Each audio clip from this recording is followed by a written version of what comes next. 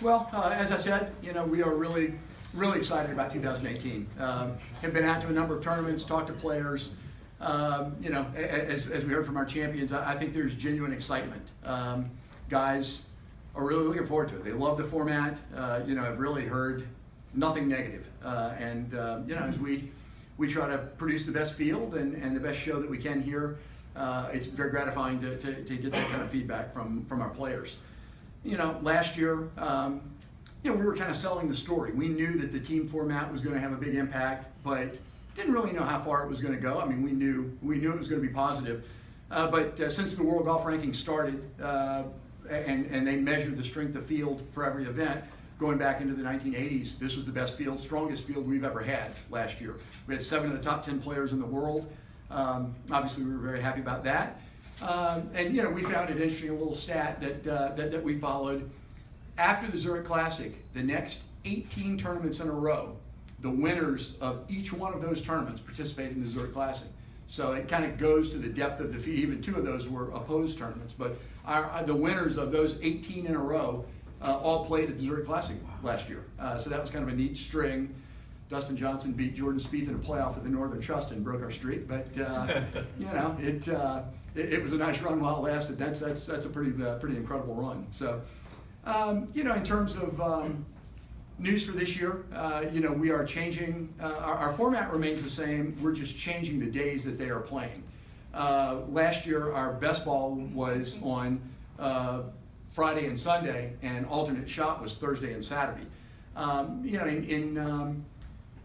We've had a lot of discussion with all our partners, from TV probably being the biggest driver of this. We're going to change the days that we play. So it will be best ball Thursday and Saturday, and foursomes or alternate shot on Friday and Sunday. The PGA Tour liked that idea because in the event that we ever had any weather, foursomes plays a lot more quickly, and that allows us on Friday afternoon to try to get the cut made and get everything cleaned up so we can go into Sunday or into Saturday.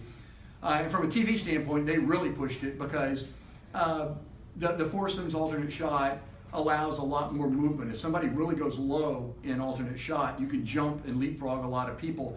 So I think the thought process was it would create a lot more excitement for the TV, for the telecast on Sunday, for somebody who really goes low and comes from behind. Last year, our lowest alternate shot, the guys, as I mentioned, Cam and Jonas were 9 under in their 2 days of alternate shot, and that was the lowest score of any 2-man team in the 2 days. 66 was the lowest, and that actually wasn't Cam and Jonas. 66 was the lowest foursome score that we had. 77 was the highest score of any of the teams that made the cut. So it does create some disparity where you can really leapfrog some people and make up some ground. It was amazing to me, this year, and I've talked to a lot of players and talked about last year and what they saw, and some of the guys, to hear them talk, they really are a lot more. They feel guilty. They feel more nervous about hitting a shot in a bad spot behind a tree or whatever, and leaving their partner in a bad spot than they do themselves. And playing true alternate shot where there's no, there's nothing else you can do. You hit it in a bad spot, your partner has to play it from there. So, I know we talked about some of those nerves and the number of guys who had never played foursomes in competition before, but it was interesting to have a lot of the guys talk to me about, the pressure that puts on you to not let your partner down. In best ball, I know I stood here last year and I was pretty confident that we would have somebody break 60. I thought we would have a 59 or 58 in the better ball competition. 60 was our best score. That was Kevin Kisner and Scott Brown on Sunday. Their momentum got broken. They birdied their first 8 in a row, and they birdied 10 of their first 11 holes. They were smoking. And then we had the weather delay. They came back and they parred 6 in a row, and then Kisner had the big chip in for eagle on 18, and they shot 60. So that was the lowest score we had in the better ball competition. That chip in by Kevin was voted one of the top 5 shots on the PGA Tour last year. It was in the dark, which added to the degree of difficulty. And our TV ads will start in the next week or so, and as you might guess, that shot will be prominently featured. So you'll start to see that on TV coming up. We do what we do. The money we raise, we couldn't do it without the support of our fans. Last year, given the field, the format, the excitement, we had record crowds on Thursday, Friday, and Saturday. We were on our way to a big record. Unfortunately, we had a little weather issue on Sunday. But the weather was bad. We had to evacuate the property, but it was still gratifying to have. And we had 600-700 people lined up. As soon as we opened the gates, they were lined up outside. As soon as we could open the property, that were waiting to come back in. So, and ended up with a lot of people who continued to come back and see that end and the exciting finish that led to the Monday playoffs. So, that was a lot of fun. With the increased attention, the increased attendance, we continue to need more volunteers, to manage the crowds and deal with everything we have to deal with. Marshals are always important, and at marshals you're working, but at the same time you've got the best seat in the house. You're inside the ropes watching the best players in the world. And the volunteer package includes uniforms, it includes lunches, it includes tickets, and it includes a round of golf at the TBC Louisiana here. So, if there's anything can be thrown out that helps drive, makes aware that we can continue to add volunteers, we'd appreciate that message getting out there. I have to always mention the 4Kids members. Our members work extremely hard. They take time off. They dedicate a lot of time and effort during the week. They run our venues. They volunteer in so many places and do so many things.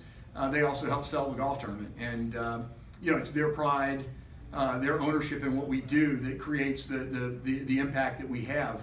As Lieutenant Governor mentioned, we have over 40 hours of television that comes from the TPC Louisiana that highlights our state, highlights the golf course, our city.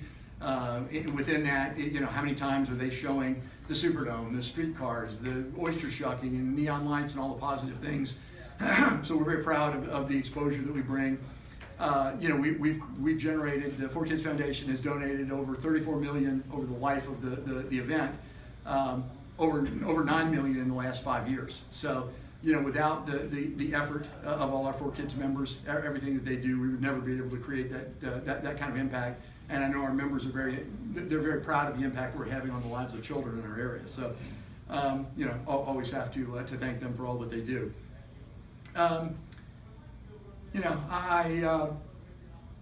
Things have not completely changed. On a regular PGA Tour event, a player can commit on his phone and commit to our golf tournament. The tour fixed it so that players can individually commit.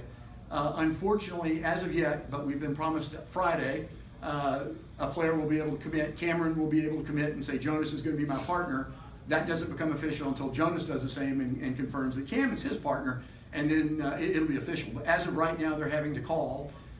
Players, they like the convenience, and they're just so used to doing it on their phone that the number of teams we're not at the point that we want yet. But I will say I'm very confident, and I feel very strongly, as the guys mentioned, and based on we have had so many conversations, we will have as good a field this year as we had last year, and very possibly better. We've the feedback from guys. We've got a lot of new guys that we're excited about, and almost all of the impactful guys that we had last year have indicated they're coming back. So we feel like we're in great shape. We're very excited about it. We look forward to being able to get all those names out, and I think you'll see a steady flow of teams being announced here as soon as possible, but very quickly. At least by next week, I know we'll have a number of other impactful teams that we'll be able to put out, and we're very excited about that. But I know one of the first questions is, okay, who are you announcing? So we've got a couple of teams we're going to announce today. The first, other than our defending champions who obviously are coming back, the first is the reigning Masters champ, number 11 player in the world, Sergio Garcia. We're excited to have him back in New Orleans. Hadn't been in a long time. It's been 7 years, I believe, since he's been here. We're very excited to get him back. He's partnering with Rafa Cabrera Bello. Rafa is the 21st ranked player in the world, coming off a tie for third in the World Golf Championship at Mexico last week. The two of them partnered in the last Ryder Cup. The U.S. won. However, they had a winning record as a two-man team. They're close. They've They are both very, very accomplished players. Rafa has never played. This is only his second year as a member of the PGA Tour, so he's not played in New Orleans yet. But they have history together. They've played together. I think both highly ranked international players, and will be a formidable pair. I know they're both, because they're friends, they're both very excited about it. And I think they also view it as one more opportunity to get in a little practice. I'm not the European Ryder Cup captain, but I certainly won't be surprised if we see them together in Paris in the fall at the Ryder Cup. So Tom will have press kits that he distributes with a lot of other statistics about number of Ryder Cups and finishes and a lot, so many big statistics that those two have amassed. But we're very, very happy to have them coming as a team. That's very exciting. The second team that we announced, one of the guys is very familiar. He won about 3 weeks ago. Bubba Watson won in Los Angeles, his third win in Los Angeles. He's got one win in New Orleans, which we're very excited about, in 2011, and then went on to win 2 Masters after that. So 2-time Masters champion. I accepted the job in October of 2011. Bubba was our defending champ. I got here full time right after the AT&T Pebble Beach event in February. So we're in April. The Masters concludes on Sunday. It was Easter Sunday. My family was in town. Hadn't seen him for 2 months. Bubba wins the Masters, coming off of being defending champ here. And my welcome, I'd been in New Orleans, but I'm driving my family to the airport, and Tom starts calling frantically because Bubba, in his winner's ceremony, well, what are you doing next, Bubba? You got Hilton Head and then New Orleans. I'm not sure yet. All of a sudden, at 7 o'clock in the morning, I'm doing 6 different TV and radio interviews as Bubba coming. And we had quite the stir there, but Bubba did come, and he had already been at Media Day and won the Masters that year, and I think he finished tied for 13th. So he's always played well here. He was tied for 5th last year here with J.B. Holmes, but he will be pairing this year with Matt Kuchar, who Matt is the 20th ranked player in the world. We've not seen Matt in a number of years. Many-time Ryder Cup player, President's Cup player. Was the bronze medalist at the last Olympics in golf, shot 63, tied a course record, and won the bronze medal. Matt's I think he's 13th in PGA Tour career earnings. Has had a long, very successful career.